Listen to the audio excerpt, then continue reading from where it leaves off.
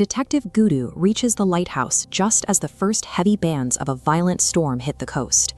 Minutes after he steps onto the pier, his only way home, the boat's engine, is sabotaged. He is trapped. The stakes are visible on the radar. With the lighthouse dark, a massive oil tanker is maintaining a steady course toward the jagged rocks offshore. Without a signal to warn them, a collision is a mathematical certainty. Inside, the damage is surgical.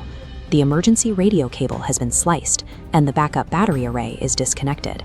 This wasn't a storm-related failure, it was a manual shutdown. 3 men are in the tower. Arun, the veteran keeper, claims he was in the lower levels when the power cut. He suggests the backup generator was the primary target of the tampering. Bimal, the youngest of the crew, appears shaken. He tells Guddu he heard footsteps echoing on the roof's exterior walkway just seconds before the main lamp failed. Then there is Charan. A former Navy electrician, he remains clinical, insisting that every piece of lighthouse equipment is perfectly maintained and secure.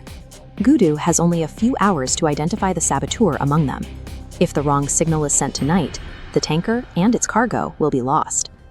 Guddu moves through the mechanical heart of the lighthouse, looking for the specific physical oversights that a saboteur leaves behind in a rush. He notices a pair of work gloves on the maintenance table. While the right glove is saturated with a thick, tar-like black grease, the left one is completely clean, as if it was never pulled out of a pocket. On the stairs leading to the lantern room, Guddu finds a trail of wet, muddy boot prints heading upward toward the roof. Curiously, there is no corresponding set of tracks returning back down the steps. In a nearby toolbox, he finds a flathead screwdriver. Wedged into the metal head are microflakes of bright blue paint. The interior of this facility is color-coded for safety.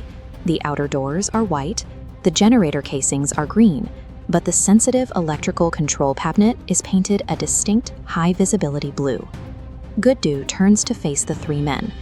The physical evidence tells a specific story about what happened in the dark. Look closely at these details. Which keeper is lying? To understand the glove, you have to look at the machinery. The generator Arun was checking uses clear synthetic lubricant, but the maintenance crane on the roof uses a heavy, weather-resistant marine winch grease. It's a thick black sludge that matches the stain on the glove. This proves someone was handling the exterior roof equipment, not the generator in the basement. Then there's the timing of the storm. The heavy rain only began after the power was already cut. If an intruder had entered from the outside, they would have been dry. The wet prints leading up the stairs were faked after the downpour started to create the illusion of an escape. Charan specifically claimed he never opened the blue electrical control cabinet. He insisted his shift was spent simply observing the lantern room.